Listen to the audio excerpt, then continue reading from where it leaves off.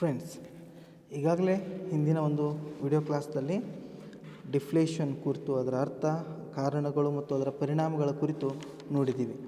ಇವತ್ತಿನ ಒಂದು ವಿಡಿಯೋ ಕ್ಲಾಸ್ನಲ್ಲಿ ಕುಗ್ಗು ಪ್ರಸರಣವನ್ನು ಯಾವ ರೀತಿಯಾಗಿ ನಿಯಂತ್ರಣ ಮಾಡಲಾಗತ್ತೆ ಅನ್ನೋದನ್ನು ನೋಡೋಣ. How do we control deflation and what are the majors taken by government as well as RBI for controlling the deflation will be explained briefly today in this class.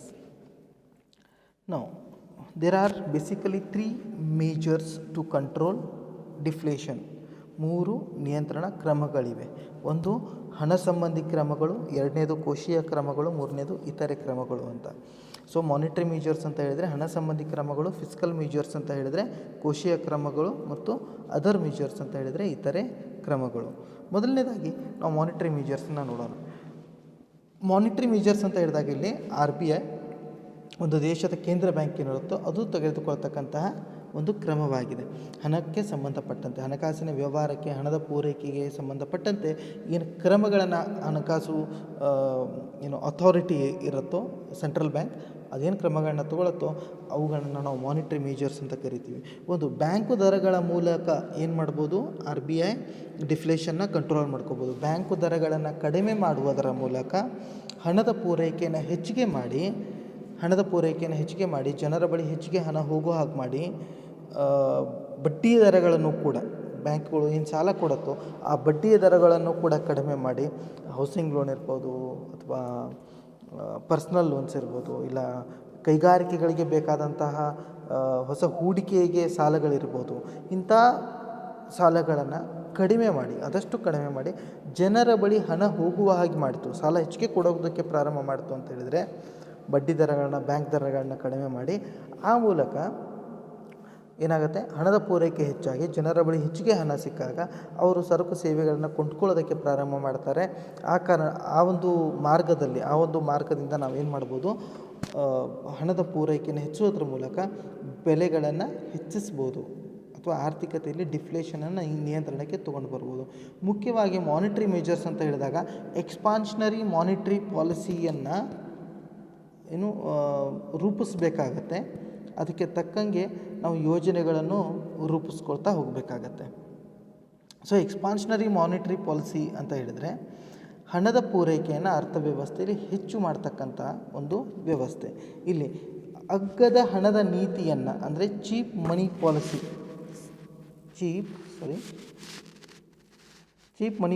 ಅಂತ ಹೇಳ್ತೀವಿ. ಚೀಪ್ ಮನಿ policy ಅಂದರೆ ಕಡಿಮೆ ಬಡ್ಡಿ ದರದಲ್ಲಿ ಹೆಚ್ಚಿನ ಸಾಲಗಳನ್ನು ಕೊಡ್ತಕ್ಕಂಥ ಒಂದು ವ್ಯವಸ್ಥೆ, ಅಗ್ಗದ ಹಣದ ನೀತಿ ಅಂತ ಕರಿತೀವಿ. ಈ ಕಾರಣದಿಂದ ಹಣದ ವಿಸ್ತಾರ ಆಗುತ್ತೆ ಅಥವಾ ಹಣದ ಒಂದು ಪೂರೈಕೆ ಪ್ರಮಾಣದಲ್ಲಿ ಹೆಚ್ಚಾಗುತ್ತೆ. ಇದು ಆರ್ಥಿಕತೆಯಲ್ಲಿ ಸರಕು ಸೇವೆಗಳಿಗೆ ಒಂದು ಉತ್ತಮ ಬೆಲೆ ತರೋದಕ್ಕೆ ಕಾರಣ ಆಗುತ್ತೆ. ಸೊ ಆ ಕಾರಣದಿಂದ ನಾವು ಬ್ಯಾಂಕ್ ದರಗಳನ್ನು ನಿಯಂತ್ರಣ ಮಾಡೋದ್ರ ಮೂಲಕ, ಬ್ಯಾಂಕ್ ದರವನ್ನು ಕಡಿಮೆ ಮಾಡೋದ್ರ ಮೂಲಕ ಏನು ಮಾಡ್ಬೋದು, ಹಣದ ಪೂರೈಕೆಯನ್ನು ಹೆಚ್ಚಿಸಿ ಡಿಫ್ಲೇಷನನ್ನು, ಕುಗ್ಗು ಪ್ರಸರಣವನ್ನು ನಿಯಂತ್ರಿಸ್ಬೋದು. ಎರಡನೇದಾಗಿ ಲೋವರಿಂಗ್ ಬ್ಯಾಂಕ್ ರಿಸರ್ವ್ ಲಿಮಿಟ್ಸ್ ಅಂದರೆ ಮೀಸಲು ಅನುಪಾತ ಕಡಿಮೆ ಮಾಡುವುದು. ಮೀಸಲು ಅನುಪಾತ ಅಂತ ಹೇಳಿದರೆ ಏನು RBI ಬಳಿ CRR ವಾಣಿಜ್ಯ ಬ್ಯಾಂಕುಗಳು ಕ್ಯಾಶ್ ರಿಸರ್ವ್ ರೇಷಿಯೋನ CRR ಇಟ್ಟಿರುತ್ತೋ ಮತ್ತು SLR ಬ್ಯಾಂಕುಗಳು ಶಾಸನಾತ್ಮಕವಾಗಿ ಬ್ಯಾಂಕುಗಳು ತಮ್ಮ ಬಳಿ ಇಟ್ಟುಕೊಂಡಿರ್ತಕ್ಕಂತಹ ಒಂದು ದ್ರವ್ಯ ರೂಪದ ನಗದು ಮೀಸಲು ಹಣ ಏನಿದೆಯೋ ಇದರ ಪ್ರಮಾಣವನ್ನು ಕಡಿಮೆ ಮಾಡಿದರೆ ಸಾಲ ಕೊಡೋದಕ್ಕೆ ಹೆಚ್ಚಿನ ಹಣ ಉಳಿತಾಯ ಆಗುತ್ತೆ. CRR ಆಗಲಿ SLR ಆಗಲಿ ಇವುಗಳನ್ನು ಏನು ಮಾಡಬೇಕು, ಕಡಿಮೆ ಮಾಡಿದಾಗ ಬ್ಯಾಂಕ್ಗಳ ಬಳಿ ಏನಾಗುತ್ತೆ, ಕ್ವಾಂಟಿಟಿ ಆಫ್ ಮನಿ, ಹಣದ ಪ್ರಮಾಣ ಹೆಚ್ಚಾಗುತ್ತೆ. ಇವರು ಸಾಲ ಕೊಡೋದಕ್ಕೆ ಅನುಕೂಲ ಆಗುತ್ತೆ. ಹೆಚ್ಚಿನ ಸಾಲವನ್ನು ನೀಡ್ತಾ ಹೋದರೆ ಡಿಫ್ಲೇಷನನ್ನು ನಿಯಂತ್ರಣ ಮಾಡ್ಬೋದು ಅನ್ನೋದು ಇನ್ನೊಂದು ವಿಚಾರ. ಮುಂದಿನದಾಗಿ ಓಪನ್ ಮಾರ್ಕೆಟ್ ಆಪರೇಷನ್ಸ್ ಅಂದರೆ ಸರ್ಕಾರದ ಸಾಲ ಪತ್ರಗಳನ್ನು ಮಾರುಕಟ್ಟೆಯಿಂದ ಕೊಂಡುಕೊಳ್ಳುವುದರ ಮೂಲಕ RBI ಹಣದ ಪೂರೈಕೆಯನ್ನು ಹೆಚ್ಚು ಮಾಡ್ಬೋದು.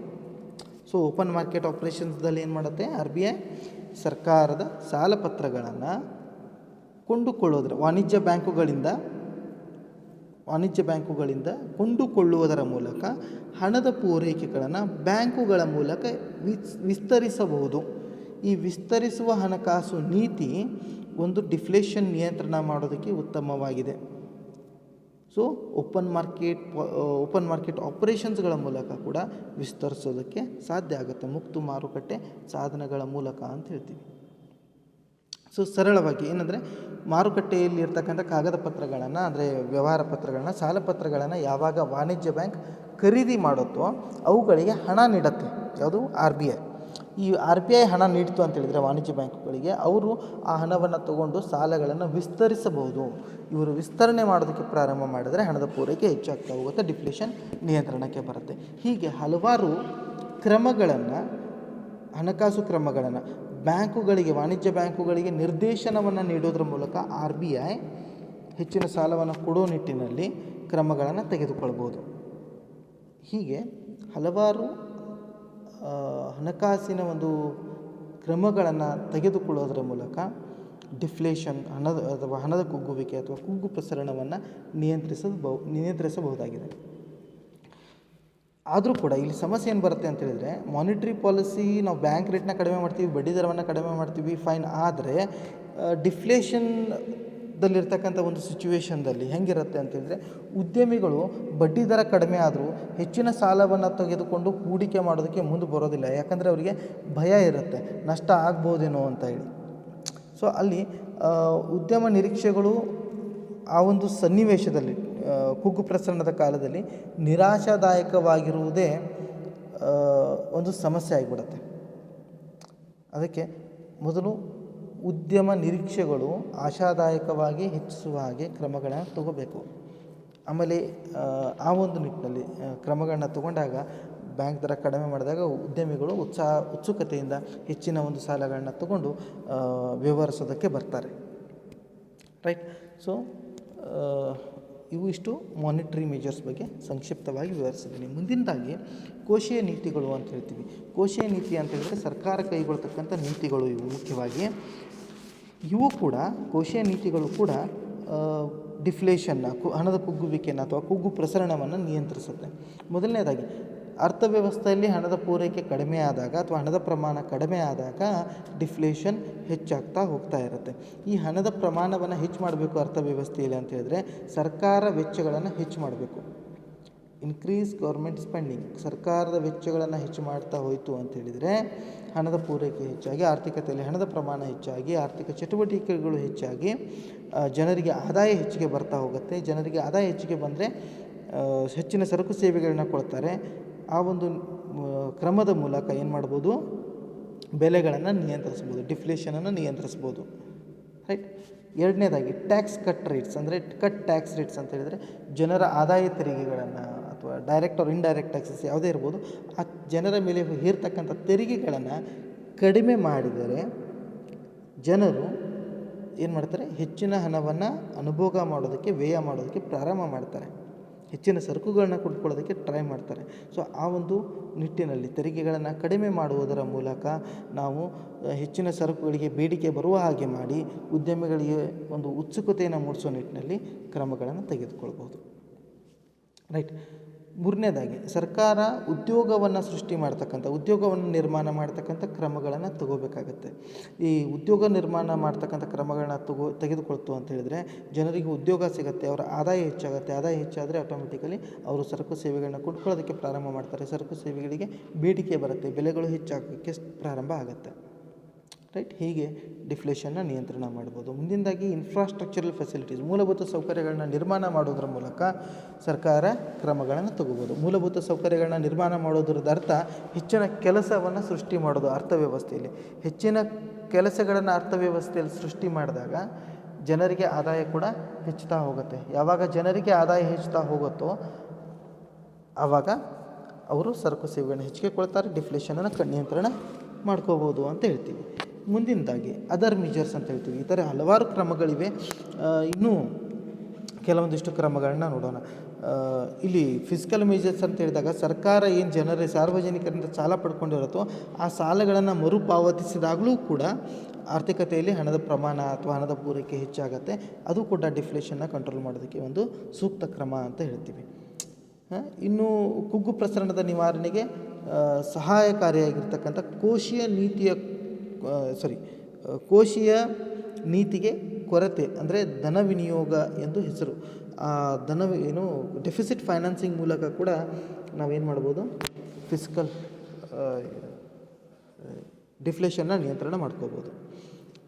ಇನ್ನು ಇತರೆ ಕ್ರಮಗಳು, ಒಂದು ಪ್ರೈಸ್ ಸಪೋರ್ಟ್ ಪಾಲಿಸಿ ಅಂತ ಹೇಳ್ತೀವಿ, ಅಂದರೆ ಬೆಲೆ ಬೆಂಬಲದ ನೀತಿ, ಮತ್ತು ಇನ್ನೊಂದು reduction in production cost of production cost of production ಅಂತ ಹೇಳ್ತೀವಿ. ಅಂದರೆ ಉತ್ಪಾದನಾ ವೆಚ್ಚಗಳನ್ನು ಕಡಿಮೆ ಮಾಡುವುದರ ಮೂಲಕ ಉತ್ಪಾದಕರಿಗೆ ಒಂದು ಉತ್ತೇಜನ ಸಿಗುತ್ತೆ. ಬೆಂಬಲ ಬೆಲೆ ನೀತಿಯಲ್ಲಿ ಸರ್ಕಾರವು ಅಗತ್ಯವಾದ ಮತ್ತು ಪ್ರಮುಖ ವಸ್ತುಗಳ ಕನಿಷ್ಠ ಬೆಲೆಗಳನ್ನು ನಿಗದಿ ಮಾಡಿ ಬೆಲೆಗಳು ಆ ಮಟ್ಟಕ್ಕಿಂತ ಇಳಿದರೆ ತಾನೇ ಕೊಳ್ಳುವ ವ್ಯವಸ್ಥೆಯನ್ನು ರೂಪಿಸಿಕೊಳ್ಬೇಕಾಗತ್ತೆ, ರೈಟ್. ಅಥವಾ ಉತ್ಪಾದನಾ ವೆಚ್ಚವನ್ನು ತಗ್ಗಿಸುವ ಮೂಲಕ ಉದ್ಯಮಿಗಳಿಗೆ, ಎರಡನೇ ಪಾಯಿಂಟ್ ಹೇಳ್ತಾ ಇದ್ದೀವಲ್ಲ ಇದು, ಉತ್ಪಾದನಾ ವೆಚ್ಚವನ್ನು ತಗ್ಗಿಸುವ ಮೂಲಕ ಉದ್ಯಮಿಗಳಿಗೆ ಅಧಿಕ ಲಾಭಗಳು ದೊರೆಯುವಂತೆ ಮಾಡುವುದರಿಂದ ಉತ್ಪಾದನೆಯು ವಿಸ್ತರಣೆಯನ್ನು ಸಾಧಿಸ್ಬೋದು. ಸೊ ಇವಿಷ್ಟು ಕ್ರಮಗಳನ್ನು ತಗೋಬೋದು. ಮತ್ತು ಇದನ್ನು ಮೀರಿ ಹಲವಾರು ಕ್ರಮಗಳನ್ನು ಸರ್ಕಾರ ಆಗಲಿ RBI ಆಗಲಿ ತೆಗೆದುಕೊಂಡು ಈ ಡಿಫ್ಲೇಷನನ್ನು, ಕುಗ್ಗು ಪ್ರಸರಣವನ್ನು ಅಥವಾ ಹಣದ ಕುಗ್ಗುವಿಕೆಯನ್ನು ನಿಯಂತ್ರಿಸಬಹುದಾಗಿದೆ. ಸೊ ಇದಿಷ್ಟು ಡಿಫ್ಲೇಷನ್ ಬಗ್ಗೆ. ಸೊ ಇಲ್ಲಿವರೆಗೂ ನಾವು ಡಿಫ್ಲೇಷನ್ ಕುರಿತು, ಕುಗ್ಗು ಪ್ರಸರಣದ ಅರ್ಥ, ಅದಕ್ಕೆ ಕಾರಣಗಳು, ಅದರ ಪರಿಣಾಮಗಳು ಮತ್ತು ಅದನ್ನು ಹೇಗೆ ನಿಯಂತ್ರಣ ಮಾಡಲಾಗುತ್ತೆ ಅನ್ನೋದನ್ನು ನೋಡಿದ್ದೀವಿ. ಮುಂದಿನ ಒಂದು ಸೆಷನ್ದಲ್ಲಿ ಸ್ಟ್ಯಾಗ್ಫ್ಲೇಷನ್ ಅಂದರೆ ಏನು ಅಂತ ನೋಡೋಣ. ಸ್ಟ್ಯಾಗ್ಫ್ಲೇಷನ್ ಕುರಿತು ಮುಂದಿನ ಒಂದು ವಿಡಿಯೋ ಕ್ಲಾಸ್ದಲ್ಲಿ ತಿಳ್ಕೊಳ್ಳೋಣ. So until then, thank you very much.